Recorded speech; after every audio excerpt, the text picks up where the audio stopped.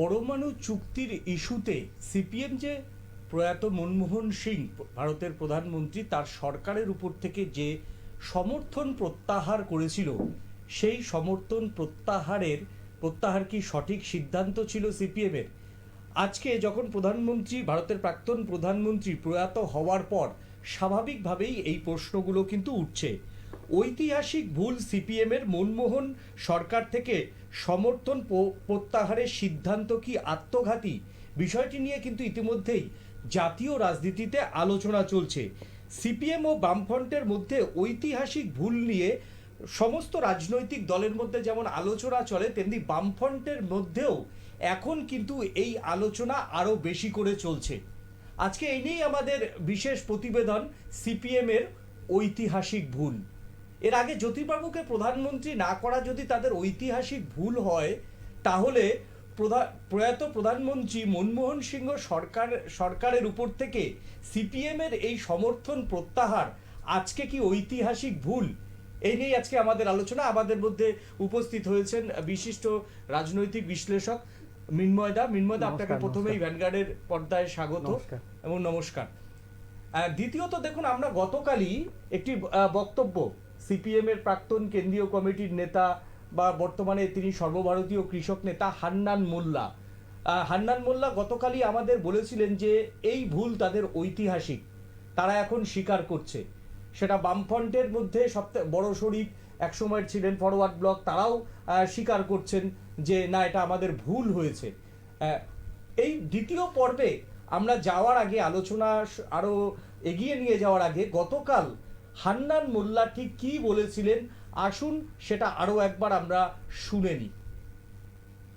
মানে ইউপিএ থেকে সমর্থন তোলাটা ভুল ছিল অন্তত সাম্প্রদায়িক শক্তিকে ঠেকানোর জন্য?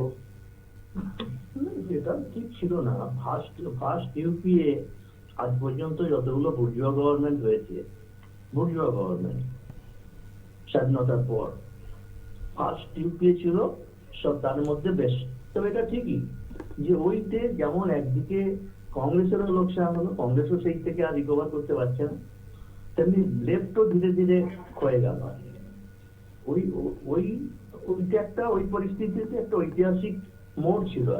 ওই মোড়টাকে যদি দুপক্ষই মানে উপযুক্ত বুদ্ধিমত্তা এবং সচেতনতা দিয়ে আগিয়ে নিতে পারত, হয়তো অবস্থা বেটার হতো। কিন্তু এটা কনজেকচার কিন্তু হবে না, বাস্তব উল্টো। তাহলে তো এটাকে একটা ঐতিহাসিক ভুলই বলা যেতে পারে দুই পক্ষেরই। ভুল তো বটে। আমরা শুনলাম, আরো একবার শুনবো যে তিনি যে স্বীকার করলেন যে ভুল তো বটেই, দুপক্ষেরই ভুল হয়েছিল, এটা তার ব্যক্তিগত মতামত। কংগ্রেসেরও ভুল হয়েছিল এবং কংগ্রেসের সেই সময় কি রোল ছিল সেটা গতকালই আপনাদের আমরা দেখিয়েছি। আরো একবার শুনবো যে হান্নান মোল্লা শুধুমাত্র ওই জায়গাটুক যে ভুল তো তাদের হয়েছে, আরো একবার শোনাবো। তাহলে তো এটাকে একটা ঐতিহাসিক ভুলই বলা যেতে পারে দুই পক্ষেরই। ভুল তো বটেই।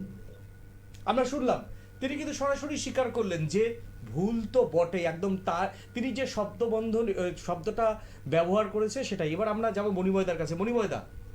মৃন্ময় মার্জনা করবেন।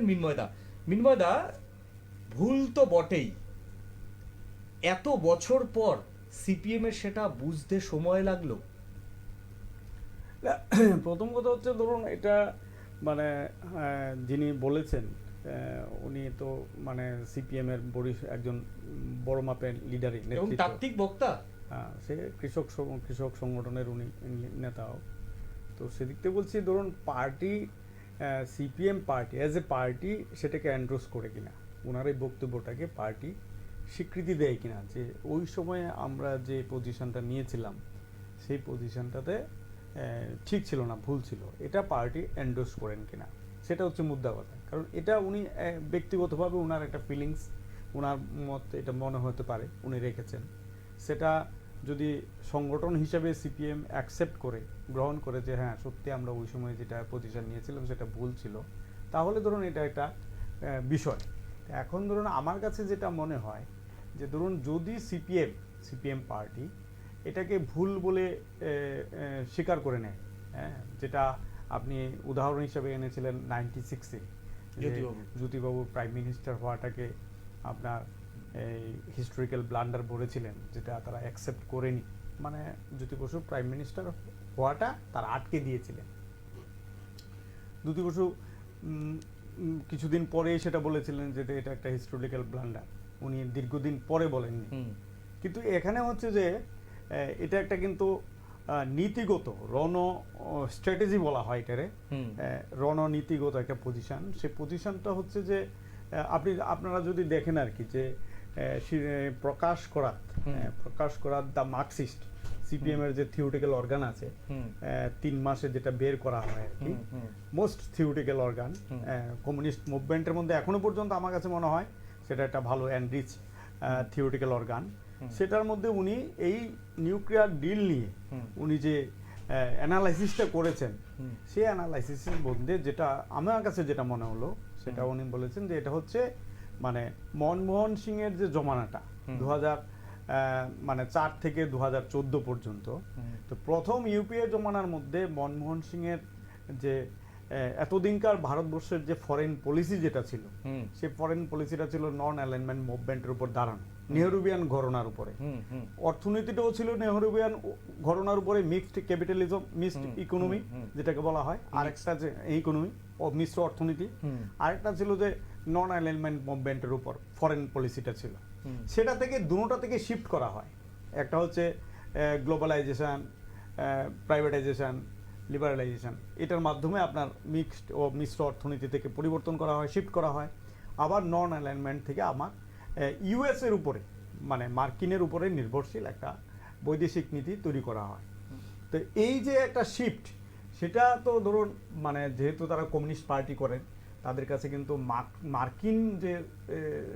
মার্কিন যুক্তরাষ্ট্রটা হচ্ছে তাদের কাছে শক্তির মানে শত্রুর বিচারে, আমরা যেটাকে বলবো মানে মিত্র না, শত্রুর বিচারে 1 নম্বর শত্রু। না দেখুন, যদি পার্টি যদি পার্টি মনে হয় যে আমি 50 সালে কি স্ট্যান্ড নিয়েছিলাম, আজকে 2024 সালে সেই স্ট্যান্ডটা কি খাটে?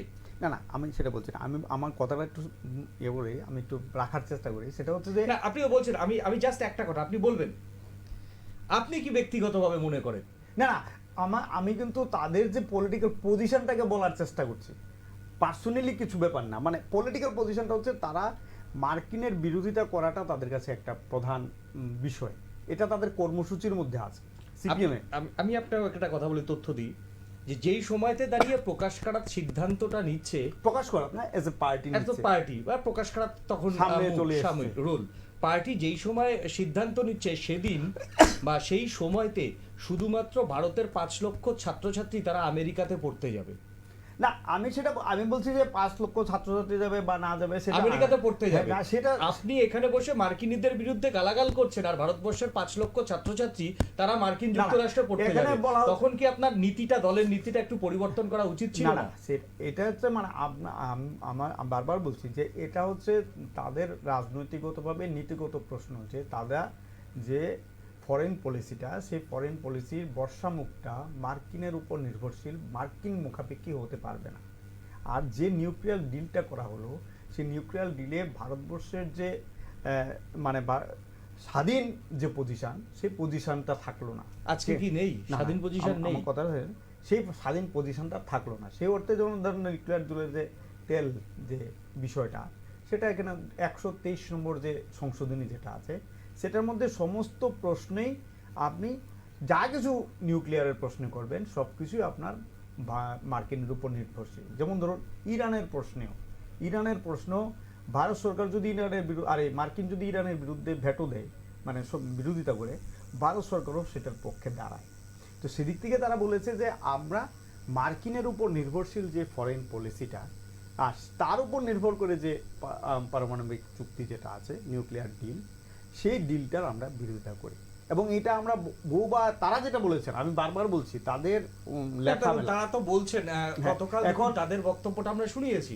তাদের বক্তব্য না, যে পার্টি, আমি সেটা বললাম যে প্রথমেই যদি হালনাল মোল্লা যেটা বলেছেন, আপনি 2 বার দেখিয়ে 3 বার, মানে প্রথমত ওনার সবটা বক্তব্য দেখেছেন, তারপরে ওনার ভুলের জায়গাটা বলেছেন। আমি বলছি উনি এজ একজন মেম্বার হিসেবে, সিপিএম পার্টির একজন লিডার হিসেবে বক্তব্যটা রেখেছেন। যদি সিপিএম পার্টি এটাকে অ্যাকসেপ্ট করে নেয়, তাহলে বুঝতে হবে যে এই যে মার্চ মাস তাদের যে পার্টি কংগ্রেস আছে, সেই কংগ্রেসে এই যে লাইনটা তাদের নীতিগতভাবে যে মার্কিন বিরোধিতা করার যে লাইনটা আছে, সেই লাইনটাকে তাদের সংশোধন করতে হবে। আমি একটা ছোট্ট আপনাকে উদাহরণ দিই, যদিও এই বিষয়টা হয়তো আপনি বিশ্বাসযোগ্যতা হবে কতটা আমি জানি না।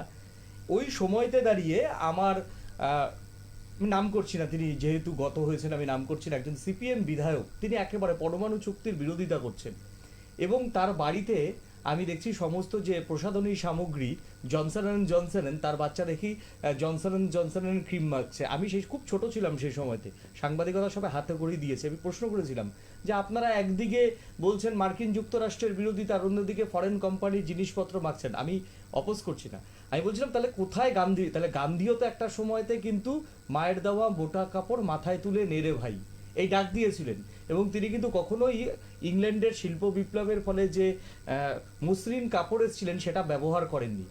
তো সেই ধরনের নেতা কোথায় ছিল বামেদের? না, আমি আমি মার্কিনীদের বিরোধিতা করব কিন্তু মার্কিন প্রসাধনী মাখবো।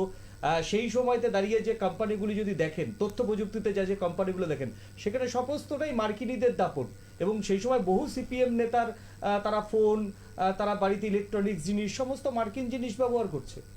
না, এটা তো ধরুন, এটা কি বাস্তব সত্যি কি সত্য না? না, আমি একটা জিনিস ধরুন যখন ভারতবর্ষে কম্পিউটারাইজেশনের ব্যাপার আসলো, তখন সবচেয়ে বেশি বিরোধিতা করা হলো বামপন্থীদের পক্ষ থেকে, কমিউনিস্ট পার্টির পক্ষ থেকে কম্পিউটারাইজেশনের বিরোধিতা করা হলো। এই অর্থে করা হলো যে সাধারণভাবে ভারতবর্ষে এটা হচ্ছে লেবার ইন্টেন্সিভ, কম্পিউটার আসলে পরে লেবার ইন্টেন্সিভটা কমে যাবে, সেদিক থেকে এটা বিরোধিতা করা, পরে পরে আস্তে আস্তে এটা অ্যাডপ্ট হয়ে যায়। এখন হচ্ছে ধরুন কোনো দেশের কোনো প্রোডাক্ট সেটা কি ভালো হয়েছে আমাদের পক্ষে? না, স্বাভাবিক কারণে ক্ষতি তো ওই সময় একটা স্তরে বা ভালো, এখনো এটার ভোগান্তি আছেই, থাকতেই পারে। বাংলা ত্রিপুরা এবং আছে কিন্তু আছে প্রাইমারি স্তরে যে বাংলা ভাষাটা চালু করতে হবে, ইংরেজি ভাষা চালু করা যাবে না, মানে বিভিন্ন ধরনের জটিলতা এটি থাকে। তাই ধরুন প্রশাসন চালাতে গেলে এবার মিনমত একটু আপনাকে থামাবো, আমি এবার শুনে নেব একেবারেই প্রাক্তন আরো একজন নেতা সমীর পুতুদুন্ডু। একটা সময় বাংলায় দোর্দণ্ড প্রতাপ নেতা ছিলেন সমীর পুতুদুন্ডু, এবং সৈফুদ্দিন চৌধুরী আজকে গত হয়েছেন, তাকেও পার্টি বহিষ্কার করেছিল শুধুমাত্র কংগ্রেস ঘনিষ্ঠতার জন্য।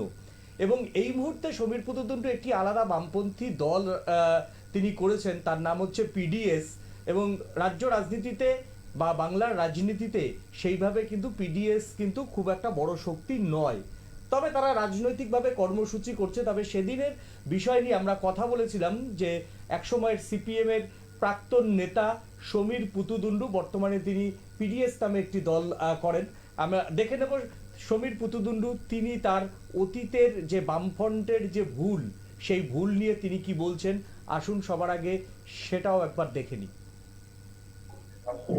আমাদের সমর্থন তোলা তো ভুল ছিলই, আমরা বলেছি বারবার। আমাদের সমর্থন তোলার জন্য পশ্চিমবাংলায় সিপিআইএম আর কংগ্রেস আর তৃণমূল এক জায়গায় চলে এসছে, যেখানে কংগ্রেসের সঙ্গে সিপিআইএম এর বোঝাপড়া হওয়ার কথা, ওইটা ভুল হচ্ছে। এই যে উত্তর পূর্বের রাজ্যে যে মানে যে সময় এখানে সিপিএম এর বিজেপির মার্জনা করবেন কিছু ছিল না, সেই জায়গাতে পরবর্তীকালে বিজেপি 0 থেকে ক্ষমতায় পূর্ব রাজ্য ত্রিপুরা ছাড়া, ত্রিপুরা এবং আসাম ছাড়া বাকিগুলো যা আছে তারা তো বেশিরভাগ সময় সেন্ট্রাল গভর্নমেন্টে যারা থাকে কেন্দ্রীয় সরকারে তাদের সঙ্গে বোঝাপড়া করে চলে। এমনকি ভোটে জিতে যাওয়ার পরও বিজেপি হেরে গেছে, তারা দেখা গেল সব বিজেপিতেই যোগ দিয়ে দিয়েছে বা বিজেপি সরকারের সমর্থনে চলে যাচ্ছে। ওটা দিয়ে কিছু বোঝা যাবে না, ওটা লোকাল মানে উত্তর পূর্বাঞ্চলের সীমানার উপর অবস্থানের কারণে অনেক সময় ওই ঘটনাগুলো ঘটে। নিশ্চয়ই জাতীয়কে 96-এ জাতীয়কে প্রাইম মিনিস্টার করলেই তো আর বিজেপির উত্থান তাহলে হতো না। 96-এ জাতীয়কে প্রাইম মিনিস্টার না পাওয়াটাই ছিল বিরাট ভুল। পুরো একটা মানে শ্বেতপত্র প্রকাশ করার মতন করে বলা উচিত যে যেখানে যা ভুল করেছে সেগুলো তারা চিহ্নিত করছে এবং সংশোধন করবে, এবং তার ভিত্তিতে এখনো সব থেকে বড় বাম দল হিসেবে বাম গণতান্ত্রিক শক্তিকে নেতৃত্ব দেওয়ার মতন অবস্থায় সিপিএম আছে। কিন্তু তাদের পুরোনো ভুলগুলো যদি সংশোধন না করে তাহলে এটা আরো ক্ষয়িষ্ণু হবে। না, ক্ষয়িষ্ণু মানে রাজস্থানে দাপট ছিল না, আবার তো এমপি জিতেছে, হরিয়ানা হিমাচলের ব্যাপার ছিল না একটা এমএলএ জিতছে, ওটা না। কথা হলো মেইন শক্তিটা ছিল কেরালা, পশ্চিমবাংলা, ত্রিপুরা। সেখানে দুটো রাজ্যে নেই, আর একটা রাজ্যে অনিশ্চিত হয়ে আছে। তো সেই দিক থেকে আগামী দিনে বিজেপি একটা বিশাল শক্তি হিসেবে সামনে আসতে পারে এবং সেই রাজনীতিকে যদি প্রতিহত করতে হয় একা বামপন্থীদের পক্ষে সম্ভব না। সুতরাং তার সাথে একটা সর্বভারতীয় যে দল আছে কংগ্রেসের সাথে মিলতে হবে। আপনি দেখুন এই যে নিউক্লিয়ার ডিলের প্রশ্ন, মুলায়ম সিং যাদব প্রথম যে মানে সমাজবাদী পার্টিও কিন্তু বামপন্থের সাথেই ছিল, হ্যাঁ অবশ্যই পশ্চিমবঙ্গে মন্ত্রী ছিল, বামপন্থীদের সাথেই ছিল। এই নিউক্লিয়ার ডিলের প্রশ্নই বলছি যে তারা কিন্তু প্রথমে ছিলেন, কিন্তু তারা কার সাথে লাস্টে তারা কার সাথে কনসাল্ট করলেন? প্রাক্তন রাষ্ট্রপতি এপিজে আব্দুল কালামের সাথে তারা কনসাল্ট করে আলোচনা করে বুঝে তারপরে তারা নিউক্লিয়ার ডিলের পক্ষে দাঁড়ালেন। তো এখন ধরেন সেটাই আমি বলছি, যদি তারা পার্টি যদি এটাকে স্বীকার করে নেয় যে উনি আপাতত পার্টির মধ্যে নেই, মানে সমীর পুততুণ্ড পার্টির মধ্যে নেই, আমি যদি হান্নান মোল্লারটাকেই ধরি যে পার্টির মধ্যে উনি একজন বরিষ্ঠ লিডার, নেতৃত্ব আছেন, দীর্ঘদিনের এমপি ছিলেন, তো কে একটা কৃষক আন্দোলনের এই সংযুক্ত কিষাণ মোর্চার যে আন্দোলন, সেই আন্দোলনে উনি একজন নেতৃত্বকারী লোক, প্রধান নেতৃত্বকারী লোক, ওনার বক্তব্যটা যদি গুরুত্বপূর্ণ হয় তাহলে পার্টিকে মার্চ মাসে যে পার্টি কংগ্রেস আছে সেই জায়গাতে তার নীতিগত পজিশনটা চেঞ্জ করতে হবে। আজকের দিনে তো সৈফুদ্দিন চৌধুরী ঠিক, হ্যাঁ এটা আজকের দিনে না, আপনি আজকের দিনে বলছেন তো না ওই সময়ে আমরা ঠিক কেন আমি বলছি, এখন তো কংগ্রেসের সঙ্গে ভাই তোমরা জোট করেছো, পশ্চিমবঙ্গে জোট করেছো, ত্রিপুরাতে জোট করেছো, তারপরেও কেন তাহলে সৈফুদ্দিন চৌধুরীকে স্বীকৃতি দেবে না? ইন্ডিয়ান জোটের মধ্যে কংগ্রেস ছাড়া ইন্ডিয়া জোটটা হবে না, সেটা তো আপনার বিজেপি বিরোধী লড়াইয়েরই ইন্ডিয়া জোট, বিজেপি বিরোধী লড়াই একটা এনডিএ জোট, একটা ইন্ডিয়া জোট। তো সেই ক্ষেত্রে ওই জোটের মধ্যে তো একটা main component parts Congress main লিডারশিপে, তার সাথে লেফট একটা প্রধান ভূমিকা ছিল, লেফট এখনো আছে। তো সুতরাং ওই সময় তারা যেটা বলেছিল সেটা তো দিনকে দিন এটা প্রমাণিত হলো। একটু থামাবো, এই মুহূর্তে আমাদের সঙ্গে লাইনে জুড়ে গিয়েছেন সুমন ভট্টাচার্য, সরাসরি কলকাতা থেকে সাংবাদিক সুমন ভট্টাচার্য। সুমন বাবু শুনতে পাচ্ছেন? হ্যাঁ নমস্কার। হ্যাঁ নমস্কার সুমন বাবু, আপনাকে নিউজ ভ্যানগার্ডের পর্দায় অনেক স্বাগত। দেখুন সিপিএম তার ঐতিহাসিক ভুলের কথা বারবার স্বীকার করেছে, জ্যোতিবাবুর কথা, কিন্তু আপনি কি মনে করেন যে নিউক্লিয়ার ডিল থেকে যেভাবে নিউক্লিয়ার ডিলের পর বা ডিলের সময়তে প্রয়াত মনমোহন সিং সরকারের উপর থেকে সিপিএম যেভাবে সমর্থন তুলে দিল, সেটাও একটা সিপিএম এর আজকের দিনে দাঁড়িয়ে ঐতিহাসিক ভুল? দেখুন সিপিএম এর আমার মনে হয় শিগগিরই একটা ঐতিহাসিক ভুলের উপর সংকলন বার করা উচিত। আপনি যে ঘটনাটার কথা বললেন সেই ঘটনার জেরেই কিন্তু সিপিএম এর সঙ্গে কংগ্রেসের সম্পর্ক তিক্ততর হতে শুরু করে এবং যার কারণে কংগ্রেস মানে সেই সময় সোনিয়া গান্ধী বদ্ধপরিকর হয়ে পশ্চিমবঙ্গে মমতা বন্দ্যোপাধ্যায়ের সঙ্গে জোট করেন এবং 2009-এর লোকসভা নির্বাচনী কার্যত পশ্চিমবঙ্গ থেকে সিপিএম এর বিদায় নিশ্চিত হয়ে যায়। এবার আমি এটাকে কেন ঐতিহাসিক ভুলের সংকলন বললাম, কারণ ওই সময় সিপিএম এর কেন্দ্রীয় কমিটির একাধিক সদস্য, আমি এক দুজনের নামই করি কারণ যেহেতু তারা নিজেদের নাম করেই প্রতিবাদ করেছিলেন, কেন্দ্রীয় কমিটির অন্যতম সদস্য গৌতম দেব, সেই সময় মন্ত্রিসভা সদস্য আব্দুল রেজ্জাক মোল্লা, এরা সকলেই বলেছিলেন এই যে নিউক্লিয়ার ডিল সেটা খায় না মাথায় দেয় কেউ জানে না, তার জন্য সিপিএম যদি এই সভাবে সমর্থন প্রত্যাহার করে নেয় তাহলে আমরা লোকের কাছে গিয়ে কিছু বলতে পারবো না। এক, দ্বিতীয় কথা কার্যত বিজেপির হাতই শক্তিশালী হবে এবং যে মানে কংগ্রেসের সঙ্গে জোট করবে সেই ইলেকশন জিতবে। কার্যত দেখা গিয়েছিল তাই 2009 সালের লোকসভা নির্বাচনে মনমোহন সিং বিপুল মানে গরিষ্ঠতা নিয়ে ফেরত আসেন, মানে 2004-এ ইউপিএর যে গরিষ্ঠতা ছিল 2009-তে তার চাইতে গরিষ্ঠতা বেড়ে যায়। এই যে প্রকাশ কারাতের অদ্ভুত জেদ বা প্রকাশ কারাতের কট্টর পন্থা সেটাই কার্যত সিপিএম এর সর্বনাশ করে দিয়েছিল বলে আমি অন্তত মনে করি, যার কারণে 2004 সালে যে সিপিএম এর 63 জন লোকসভা সদস্য ছিলেন সেটা কমতে কমতে আজকে সিঙ্গেল ডিজিটে চলে গিয়েছে। হ্যাঁ সুমনবাবু, আরো একটা প্রশ্ন আপনাকে করব।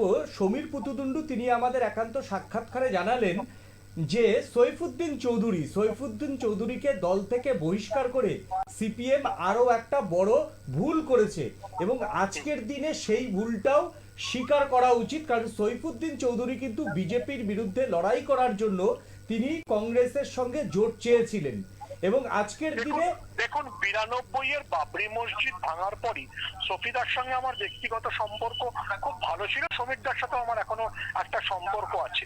সফিদা তো বর্ধমানের নেতা ছিলেন, বর্ধমানে আমার শ্বশুর বাড়ি, ঠিক আছে, উনি কাটোয়ার থেকে উঠে এসেছিলেন। সফিদা বারবার বলতেন যে তোমাকে ঠিক করে নিতে হবে তোমার শত্রুকে, তোমার এই যে দুজনের থেকে সমদূরত্ব, এই যে আমি sorry for using this term, এই যে সিপিএম এর কিছু ধ্যাসটামি মার্কা স্টেটমেন্ট আছে না, কংগ্রেস এবং বিজেপির থেকে সমদূরত্ব, এখন যেমন পশ্চিমবঙ্গে বলে তৃণমূল এবং বিজেপির থেকে সমদূরত্ব, আরে তৃণমূল আর বিজেপি কি এক দল নাকি, নাকি বিজেপি আর কংগ্রেস এক দল? এই যে সিপিএম এর শত্রু চিনতে এবং রাজনৈতিক লাইন ঠিক করতে ভুল, আপনি যেটা বলছেন সমীরদা একদম ঠিক বলেছেন। সৈফুদ্দিন চৌধুরী শুধু এই 92 থেকে ডিবেট করেছেন, তাকে সিপিএম আইবির চর বলেছে, বিভিন্ন কিছু বলে তাকে কেন্দ্রীয় কমিটি থেকে বাদ দিয়েছে, শেষ পর্যন্ত সফিদা দল ছেড়ে বেরিয়ে সমীরদাদের সঙ্গে পিডিএস করেন। কিন্তু আজকে দেখুন সেই প্রকাশ কারাতদের প্রায় জোর হস্ত হয়ে কংগ্রেসের কাছে হাত পাততে হচ্ছে এবং কংগ্রেসের দয়ায় তাদের দল টিকে আছে। টিকে আছে দয়া কেন বললাম, কারণ তামিলনাড়ুতে বামেদের যারা যেতেন সেটা স্ট্যালিন তাদের আসন ছাড়েন কারণ কংগ্রেসের সঙ্গে জোট রয়েছে বলে। এই যেখানে বামেদের অবস্থা, সেখানে বামেদের তো বুঝতে হবে যে গোটা ভারতবর্ষে তাদের স্ট্রেংথ কত। আমি আপনাকে যেখান থেকে আপনি ফোন করছেন উদাহরণ দিই, লাস্ট বিধানসভা নির্বাচনে টিপরা মোথার সঙ্গে জোট তো মানিক সরকাররা ভেঙে দিয়েছিলেন। আমাকে প্রদ্যোৎ রায় বর্মন নিজে ইন্টারভিউতে বলেছেন যে উনি প্রথমে কংগ্রেস বামেদের সঙ্গে জোট করতে চেয়েছিলেন, কিন্তু যা উনি বলেছিলেন যে আদিবাসী সিটগুলো ছেড়ে দিতে হবে, সেটা মানিক সরকার রাজি হননি। তো এই যে নিজেদের সম্পর্কে ভুল ভাবা, ওভার অ্যাসেসমেন্ট এবং শত্রু চিনতে না পারা এবং কে বন্ধু হবে সেটা ঠিক না করতে পারা, এটা হচ্ছে সিপিএম এর সবচেয়ে বড় সমস্যা। হ্যাঁ সুমনদা, দেখো এই যে ত্রিপুরাতে তাও পশ্চিমবঙ্গে কিন্তু বিজেপি 3টে থেকে 77 রয়েছে, কিন্তু ত্রিপুরাতে বিজেপি তো শূন্য জায়গায় ছিল, সেই শূন্য জায়গা থেকে তারা ক্ষমতা দখল করলো। এইটা কি সিপিএম এর এই যে মনমোহন সিং সরকারের কে ভেঙে দেওয়া, তারপর বামফ্রন্ট ক্ষয়িষ্ণু হওয়া, এইটা কি বামফ্রন্টের সব থেকে বড় অদূরদর্শিতা ছিল? অবশ্যই সিপিএম কে মানে সিপিএম বা লেফট কে ভারতবর্ষে বুঝতে হবে তাদের কাছাকাছি পার্টি কে, কাদের সঙ্গে তাদের জোট হতে পারে। সেটা পশ্চিমবঙ্গের ক্ষেত্রে সত্যি, সেটা ত্রিপুরার ক্ষেত্রে সত্যি, সেটা সমস্ত জায়গার ক্ষেত্রে সত্যি। কিন্তু আপনি যেটা বলছেন মনে রাখবেন যে যতদিন ওরা ত্রিপুরায় ক্ষমতা ছিল, যতদিন ওরা পশ্চিমবঙ্গে ক্ষমতায় ছিল, কংগ্রেসকে স্পেস দেওয়া তো দূরের কথা, নিজেদের স্টালিনপন্থী রাজনীতি দিয়ে এমন সিস্টেম তৈরি করতো যে কংগ্রেসের লোক ছেড়ে বেরিয়ে বিজেপিতে যেত, কংগ্রেসের লোক ছেড়ে বেরিয়ে আলাদা পার্টি করতো। আমি উদাহরণটা বাড়ালাম না, আপনি বুঝতেই পারছেন আমি কোন দুটো উদাহরণের কথা বলছি। তো এই কারণেই তো সিপিএম এর এই সমস্ত সর্বগ্রাসী ভুলের জন্যই তো আজ সিপিএম শূন্যরও মানে শূন্যর চাইতে খারাপ অবস্থায় রয়েছে। সুমন্ত, আপনি কি আরেকটা জিনিস মনে করেন, দেখেন এই যে বৃদ্ধতন্ত্র, আমরা ছোটবেলাতে একদম যখন ধরুন 2006-7 সাংবাদিকতায় যখন আপনাদের মতো সিনিয়রের থেকে আমরা পাঠ নিই, সেই সময় তো সিপিএম এর বা আলিমুদ্দিনের যারা প্রেস কনফারেন্স করতো, আজকের দিনেও সেই মুখগুলো প্রেস কনফারেন্স করে। এবার কি সিপিএম এর ত্রিপুরার ক্ষেত্রেও প্রায় একই, কেরলের ক্ষেত্রেও প্রায় একই, তো সিপিএম এর কি এই বৃদ্ধতন্ত্রের অবসান হওয়া উচিত? এই কট্টরপন্থী যে সিপিএম এর যে কট্টরপন্থী, আপনি দুটো জিনিসের অবসান হওয়া উচিত। একটা হচ্ছে বৃদ্ধতন্ত্র, আর সিপিএম এর পার্টির মধ্যে একটা আমলাতন্ত্র আছে। অর্থাৎ ধরুন একটা ছেলে মেদিনীপুর থেকে উঠছে, বা ধরুন একটা ছেলে কোনো একটা ত্রিপুরার জেলা থেকে উঠছে, সে উঠতে পারবে না যদি সেই জেলা নেতৃত্বের সঙ্গে তার বিরোধ থাকে। এই যে সিপিএম এর মানে যে কোনো কমিউনিস্ট পার্টির ভেতরে যে ব্যুরোক্রেসি, সেটা সবচেয়ে ক্ষতিকর, এটাই বৃদ্ধতন্ত্র। যখন আপনি পার্টির সেক্রেটারি মানে জেলা সেক্রেটারি হবেন, ততক্ষণে আপনার বয়স 60 হয়ে গেছে, মানে রাজ্য স্তরে যেতে যেতে আপনার বয়স 80 হয়ে গেছে। একটা দক্ষিণপন্থী রাজনীতিতে যেটা নরেন্দ্র মোদী ও বিজেপিতে এনেছেন, আপনি দেখবেন যে যে সুবিধা আছে যে আচ্ছা ও ভালো করছে, ওকে পিক আপ করে 40-এর মধ্যে এমপি করে দাও। এই সিস্টেমটা তো সিপিএম বা বামপন্থীরা কোনোদিন ফলো করেনি। আপনি যদি সিপিএম এর, আমি একটা মানে আজ থেকে 20 বছর আগে কপি করেছিলাম যে সিপিএম এর গড় পলিট ব্যুরোর সদস্যদের বয়স কত, সবার বয়স 70-এর উপরে। যারা কেন্দ্রীয় কমিটির সদস্য তাদের বয়স কত, সবার বয়স 65-র উপরে। তো আপনি একটা লোকের মস্তিষ্ক কতদিন মানে কাজ করার জায়গায় থাকবে? শুনবো আরেকটা আপনাকে শেষ কোশ্চেন করব। সমীর পুতুদণ্ড তিনি একটা দাবি করেছেন সিপিএম এর কাছে যে সিপিএম এর ঐতিহাসিক ভুল জ্যোতিবাবুর ক্ষেত্রে, সোমনাথ চট্টোপাধ্যায়ের ক্ষেত্রে, সৈফুদ্দিন চৌধুরীর ক্ষেত্রে, ইংরেজি তুলে দেওয়ার ক্ষেত্রে, কম্পিউটার মানব না বলে চিৎকার, এবং মনমোহন সিং সরকারের উপর থেকে সমর্থন প্রত্যাহার সহ একাধিক ইস্যুতে একটা দলিল প্রকাশ করতে যে আমাদের আমি তো বললাম ঐতিহাসিক একটা ভুল। ঐতিহাসিক ভুলের সংকলন। আমরা যা যা ভুল করিয়াছিলাম, সমীরদা একদম ঠিক বলেছেন। সমীরদার এই দাবিটা জোরদার করা উচিত। সমীরদা তো অল্প বয়সে, সমীরদা সে বিরলতম ব্যক্তি যিনি তুলনায় অল্প বয়সে অবিভক্ত 24 পরগনা সিপিএম এর সেক্রেটারি হয়েছিলেন। তো এটা সমীরদা যেটা বলেছেন একদম ঠিক বলেছেন যে আমরা কত ভুল করিয়া ভারতবর্ষে বামপন্থী আন্দোলনকে দুর্বল করলাম এবং সবচেয়ে দক্ষিণপন্থী শক্তি বিজেপিকে শক্তিশালী করলাম। এই বিষয়ে আলাদা বই করা উচিত। একেবারে এই যে আজকের দিনে যে বিজেপির উত্থান, সেই বিজেপির উত্থান কি আপনি মনে করেন বামেদের ভুল বা বামেদের এই কট্টরপন্থী রাজনীতির জন্য? একেবারে সিপিএম এর ভুলের জন্য, একেবারে সিপিএম এর ভুলের জন্য। ধন্যবাদ সুমন বাবু আমাদের সঙ্গে এতক্ষণ থাকার জন্য, অনেক ধন্যবাদ আপনাকে। আমাদের সঙ্গে ছিলেন সুমন ভট্টাচার্য, বিশিষ্ট সাংবাদিক এবং রাজনৈতিক বিশ্লেষক। কি বলবেন? না, উনি যেটা ধরুন, আমি বলছি যে ধরুন একটা হচ্ছে জাতীয় স্তরে মানে নিউক্লিয়ার ডিলের একটা প্রভাব, আর জাতীয় স্তরের বাইরে রাজ্য স্তরে আপনি দেখুন সিপিএমের যে ভরাডুবি, সেটা কিন্তু স্টেটের একটা ইস্যু কাজ করেছে। 34 বছরের ওয়েস্ট বেঙ্গলের শাসন, 30-25 বছরের ত্রিপুরার শাসন, তারপরে ধরুন আপনার কেরালার শাসন, কেরালায় 5 বছর পর পর চেঞ্জ হয়। তো গত দুটো টার্মে কিন্তু কেরালাতে এমপির সংখ্যাটা কম। তো সেদিক থেকে বলছি যে ওয়েস্ট বেঙ্গলে যে 35 বছরের শাসন, বামফ্রন্ট শাসন, তার যে নেতিবাচক যে রুলটা, সেই রুলটার জন্য তারা পিপলসের কাছে এখনো পর্যন্ত ভুল স্বীকার করেনি। ইভেন আপনার ত্রিপুরায় 25 বছরের শাসনেও ত্রিপুরায় বামফ্রন্ট শাসনের যে অ্যাক্সেসগুলো হয়েছে, ঠিক আছে, সেই অ্যাক্সেসগুলোর জন্য মানুষের কাছে যে ভুল স্বীকার করা, এটা কমিউনিস্ট পার্টি মানে সিপিএম স্বীকার করে না, স্টিল নাও এটা স্বীকার করে না। তার জন্য আমি বলছি যতক্ষণ পর্যন্ত ওয়েস্ট বেঙ্গলে ঘটে যাওয়া, কারণ আপনি একটা উর্বর জমিকে ব্যবসায়ীর হাতে তুলে দেওয়া, যতটুকুই হোক, একটা উর্বর জমি, কৃষকের জমি, তার অনুমতি ছাড়া আপনি জমিটা তুলে দিলেন কর্পোরেট ঘরানার কাছে, তার জন্য জোরপূর্বক আপনি জমিটা নিলেন, কৃষকের সাথে পর্যন্ত আপনি আলাপ আলোচনা করলেন না। সেটা আমি বলছি না, আপনার জ্যোতি বসু বলেছিলেন যে আমাদের কৃষক সভাটা কোথায়, কৃষক সভা মাঠে নেই কেন, এটা বলেছেন। মানে কি, কৃষকদের সাথে আলাপ আলোচনা করে আপনি এই কাজটা এটা কিন্তু সিপিএম কে জ্যোতিবাবু সমালোচনা করেই বলেছেন। বলেছেন তো উনি। মানে আমি বলতে চাই যে আপনি 2006-এ যখন আপনি 2/3 মেজরিটি পেলেন, তখন আপনি বেলে গেলেন কৃষি আমার বৃত্ত, শিল্প আমার অগ্রগতি, উন্নয়ন। সেটা তো আজকের দিনে দাঁড়িয়ে বুদ্ধবাবু ঠিকই বলেছেন। আমি সেটা বলছি না, আপনি বললেন, বলে কি করলেন, বলে হচ্ছে যে এই যে দম্ভটা, আপনার এই যে অহংকারটা, সেই অহংকারটা যারা ভোটার তাদের উপর গিয়ে পড়লো, তারাই তো আপনাকে ভোট দিয়েছিল, আবার ভোটে নির্বাচিত হয়ে তাদের জমিটা আপনি কেড়ে নিচ্ছেন বিভিন্নভাবে। তো সেদিক থেকে বলছি এই যে বিভিন্ন ধরনের অ্যাক্সেসগুলো হয়েছে পিপলসের উপরে, মানুষ যারা ভোট দিয়েছে তাদের উপরে, সেই অ্যাক্সেসগুলো সম্পর্কে যদি তারা নিজেরা সেলফ ক্রিটিক্যাল না হন, তাহলে পশ্চিমবঙ্গে এখন যে দশাটা আছে সেই দশা থেকে বেরোতে পারবে না। কারণ গ্রাম, কৃষি এবং যে গ্রামীণ যে অর্থনীতি, সেটার মধ্যে কিন্তু তারা নেই।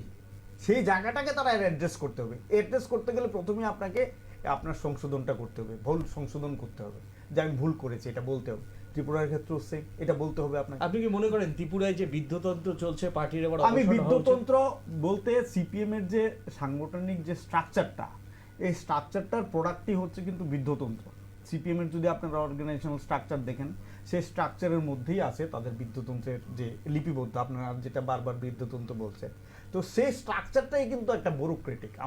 আমি পার্সোনালি এটা ফিল করি যে এই যে একটা মানে অথরিটেটিভ পজিশন, সেই পজিশনটা আপনাকে ডেমোক্রেটিক এমনি আমরা ডেমোক্রেসির জন্য কমিউনিস্ট পার্টি ডেমোক্রেসির জন্য রাস্তায় নেমে লড়াই সংগ্রাম করে, এটা ঠিক কিন্তু আছে, পার্টির মধ্যে মধ্যে democracy কিন্তু নেই। ডেমোক্রেসিটা নেই। তাহলে সৈফুদ্দিন চৌধুরীকে সাসপেন্ড করতে না, সোমনাথ চ্যাটার্জিকে সাসপেন্ড করতে না না, তারপরেও আপনি দেখুন যে আপনি একটা মানে আমার পার্টিরই লোক তারা, আমি একই পার্টি করেন তারা, কিন্তু তারা যদি দূরদৃষ্টিতার সাথে 92 পরেই যদি বিজেপির রাইজটাকে তারা অ্যাকনোলেজ করতে পারেন, তাহলে আমার পার্টির অন্যান্য লিডারশিপ যদি সেটাকে অ্যাকনোলেজ করতে না পারেন, সেটা তো টোটাল পার্টিটার ব্যর্থতা, ওই ব্যক্তিটার মানে ব্যর্থতা না, ব্যক্তিটার এটার একটা দূরদর্শিতা আমি এটা অনুমান করতে পেরেছি যে আমাকে বিজেপি বিরোধী লড়াই করতে গেলে মেইন যে অপোজিশন আছে তাদের সাথে আমার একদম অনুষ্ঠানের শেষের দিকে আপনি কি মনে করেন এই যে আজকে পশ্চিমবঙ্গে 0 থেকে বিজেপি 3 থেকে 77,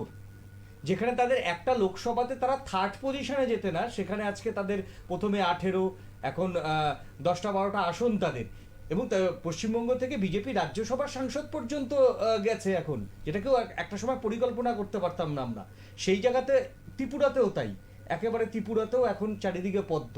সিপিএম কি মানবে যে তাদের ভুলের জন্যই আজকে বিজেপি চলে এসছে, এই জন্য দায়ী তারা? না দেখুন, একটা জিনিস কি মানে ত্রিপুরার ক্ষেত্রেই আপনি দেখুন, ত্রিপুরার ক্ষেত্রে তারা এটা কথাতে হোক আর না হোক, তারা কিন্তু এটা আপনি দেখবেন কোট আনকোট জিতেন চৌধুরী লাস্ট যে কয়েকটা সম্মেলনে উনি বলেছেন যে ত্রিপুরা মথাতে যে জিএমপির লোকরা চলে গেছেন তারা যাতে আবার জিএমপির মধ্যে ফিরে আসে। মানেটা কি, আমার পার্টির লোক আরেকটা পার্টিতে চলে গেছে, তো আমার পার্টির লোক আরেকটা পার্টিতে চলে গেছে, গিয়েই তো ওই পার্টিটাকে শক্তিশালী করেছে, আর আমি দুর্বল হয়েছি। তাহলে এটা কি কারণে হলো? আমার পলিটিক্যাল লাইন যদি ঠিক থাকে, পলিটিক্যাল পজিশন যদি ঠিক থাকে, তাহলে আমার বেসটা শিফট করবে কেন? সেম ওয়েস্ট বেঙ্গলের যে মাস বেসটা, সিপিএম এর মাস বেসটা, সেটা বিজেপিতে গেছে, বিজেপিতে গেছে, তার জন্যই তো বিজেপি বৃদ্ধি হয়েছে। বিজেপির যে বৃদ্ধিটা সেটা এই কারণে, আমি তো আমার মাস বেসটাকে ধরে রাখতে পারিনি। তা আমি যতই বলি যে ত্রিপুরাতে বিজেপির টেররের কারণে মাথার দিকে শিফট করেছে, 2018 সালে তো টেরর ছিল না, 2018 সালে তো সিপিএম এর 8 থেকে 10টি ভোট বিজেপির দিকে চলে যায়, কংগ্রেস কর্পূরের মতো উবে যায়। কিন্তু ওয়েস্ট বেঙ্গলের তৃণমূলের শাসক, তো 2006 যদি আপনি 2/3 পান, 2011-তে আপনি কি করে আপনি পাওয়ারলেস হন? 30টা আপনি পাওয়ারলেস হলেন, তো আপনি তো চলে এলেন, তো ক্ষমতা থেকে আপনি সরে গেলেন, তো কেন ক্ষমতা থেকে সরে নাই? তারা কিন্তু বিরোধী দলের মর্যাদাও পায়নি, কংগ্রেস পেয়েছিল। আমি সেটা বলছি যে আপনি যেখানে টোটাল পেয়েছিলেন একটা মাত্র শিল্প আন্দোলন জায়গার জন্য, আপনার যে ভুলটা ছিল সেই ভুলের কারণে আপনি ক্ষমতাচ্যুত হলেন, সেই ক্ষমতা আপনি আবার কি করে ফিরে আসতে? আজকের দিনে কি আপনি মনে করেন যে বিজয়ন একটু সম্পূর্ণ ব্যতিক্রমী? তিনি কেরল কংগ্রেসকে বাঁচাবার জন্য রাহুল গান্ধীকে জামাতের সঙ্গে তুলনা করছেন, এবং রাহুল গান্ধী জামাতের থেকে ফান্ড নিয়ে, প্রিয়াঙ্কা গান্ধী জামাতের থেকে ফান্ড নিয়ে তারা নির্বাচনী লড়াই করছে, তাদেরই শরিক। এটা তো ধরুন আপনার মানে কেরালার যেটা বিজেপির বলার কথা, এই যে অভিযোগটা, এই অভিযোগটা কিন্তু বিজেপি করলে ঠিক ছিল, এই অভিযোগটা মানে কেরলের চিফ মিনিস্টার তিনি করছেন, রাহুল গান্ধী। আপনি এইটা দেখতে, কেরালার যে মাস বেসটা মানে ভোটারটা দুটো শিবিরে ভাগ করা, একটা শিবির কংগ্রেস, একটা শিবির সিপিএম।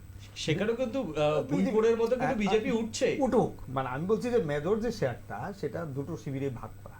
তা আমার বেসটাকে যদি ধরে রাখতে হয়, বিজেপি তো ন্যাশনাল লেভেলে আমার মেইন এনিমি, স্টেটে তো আমার কাছে হচ্ছে কংগ্রেসের কাছ থেকে আমাকে আমার সিটটা বাঁচাতে হবে।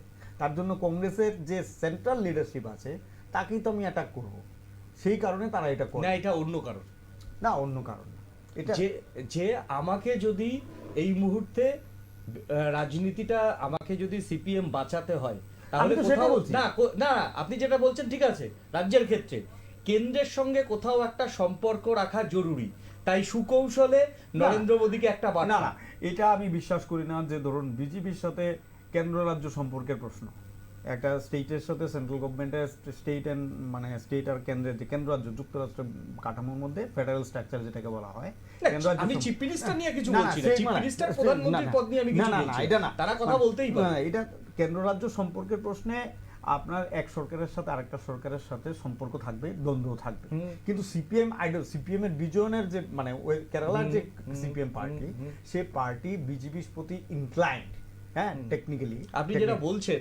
সেটা মনে হয় না আমার। মমতা বন্দ্যোপাধ্যায় যদি প্রধানমন্ত্রীর সঙ্গে বৈঠক করে, বিমান বসু বা মোহাম্মদ সেলিম কতবার প্রশ্ন তোলে? না, কমিউনিস্ট পার্টি আর নন কমিউনিস্ট পার্টির মধ্যে একটা ভিন্নতা আছে। কিসের ভিন্নতা? ভিন্নতা আছে, দুটোর আইডিওলজি এক না, দুটোর পলিটিক্স এক না। তো সেদিক থেকে ধরুন আমার মনে হয় আজকে নিজের রাজ্যপাট যদি বাঁচাতে হয় তাহলে যদি সেটা একটু কেন্দ্রের তৃণমূলে করতে পারে, সেটা তৃণমূল যেতে পারে, তাতে কোনো অসুবিধা নেই। বামেরা যাবে না। বামেরা মনে হয় না, ধরো আমার বিশ্বাস সিপিএম এই জায়গায় টেবিলের তলায় আন্ডারস্ট্যান্ডিং রাজনীতি তো সবসময়ই থাকে। ধরুন এটা তো ধরুন ভারতবর্ষে তো সবটা হয়তো বলা সম্ভব না। কংগ্রেস বিরোধী লড়াইয়ে 89 তারা তো বিজেপির সাথে জনসংঘের সাথে গিয়েছিল, সেটা তো ছিল, এটা তো কোনো মানে খোলাই ছিল। কংগ্রেস রাজীব গান্ধীর বিরুদ্ধে লড়াই করতে গিয়ে তারা ছিল। সে তো মমতা বন্দ্যোপাধ্যায় বারবার অভিযোগ করে, যখন তারা রাজ্যে মারামারি করছে, হ্যাঁ। কেন্দ্রে কংগ্রেস আর সিপিএম এক। আমি মানে পলিটিক্যালি এবং আইডিওলজিক্যালি এখনো এটা বিশ্বাস করি না যে সিপিএম গোপনে হোক আর প্রকাশ্যে হোক বিজেপির সাথে তারা কোনো ধরনের মানে সম্পর্ক তৈরি করবে, সেটা আমি একেবারে লাস্ট কোশ্চেন, এই বিজেপির উত্থান এই জন্য কি বামপন্থীরা সব থেকে বড় ভুল মনে করেন? মানে সিপিএম বা বামফ্রন্টের সব থেকে বড় ভুল কয়েকটা স্টেটে, ন্যাশনাল লেভেলে যেমন মধ্যপ্রদেশ, তাতে কি বামপন্থীরা কি ছিল? রাজস্থান বামপন্থীরা কি ছিল? উত্তরপ্রদেশ বামপন্থীরা কি ছিল? আপনি ধরুন ছত্তিশগড় বামপন্থীরা কি ছিল? মহারাষ্ট্র বামপন্থীরা কি ছিল? গুজরাট বামপন্থীরা কি ছিল? কর্ণাটক বামপন্থীরা, ভারতবর্ষের মেজর যে স্টেট, সেই ক্ষেত্রে বামপন্থীরা অ্যাবসেন্ট। এই জায়গাতে দুই পার্টি, কংগ্রেস এবং বিজেপি। কিন্তু সিপিএম পরিচালিত যে রাজ্য সরকারগুলি ছিল, সেই সরকারগুলির মধ্যে কেরালায় এবার একজন এমপি ঢুকে গেছেন, হ্যাঁ, ঢুকে গেছে, যিনি আগে এসএফআই করতেন। উনি আগে এসএফআই করতেন, অভিনেতা যিনি আগে এসএফআই করতেন, এবার উনি বিজেপির টিকিটে চল, ত্রিপুরায় উনি সফর করে গেছেন। কিন্তু সেটা সবচেয়ে বড় হচ্ছে ওয়েস্ট বেঙ্গলে যে আপনার বিজেপি বেড়ে গেল, কি কারণে বাড়লো, কোন শক্তিটা বিজেপির পক্ষে দাঁড়িয়ে গেল। আর ত্রিপুরায় বিজেপি আসে, কংগ্রেস যদি পুরোটাও যেত, সিপিএম এর যদি 1% ভোট নাও যেত, বিজেপি পাওয়ার আসতে পারে না। তার সেটা হচ্ছে বামফ্রন্টের শাসনের, নেতিবাচক শাসনের কারণ। একেবারেই সিপিএম তার যে ঐতিহাসিক ভুল, সেই ঐতিহাসিক ভুল তারা স্বীকার করবে কিনা সেটা সময় বলবে। তবে সময়ের দাবি মেনে বামফ্রন্টের মধ্যে কিন্তু একটা আলোচনা চলছে, সিপিএম তার ঐতিহাসিক ভুলগুলো স্বীকার করুক, তাহলে অন্তত নতুন প্রজন্মের কাছে যাওয়া যাবে, এমনটাই কিন্তু মনে করছেন দেশের রাজনৈতিক মহল। এখন নিয়ে নেব ছোট্ট একটা বিজ্ঞাপনের বিরতির পর ফিরে আসি অন্য কোনো খবরে। সঙ্গে থাকুন নিউজ ভ্যানগার্ডের পর্দায়।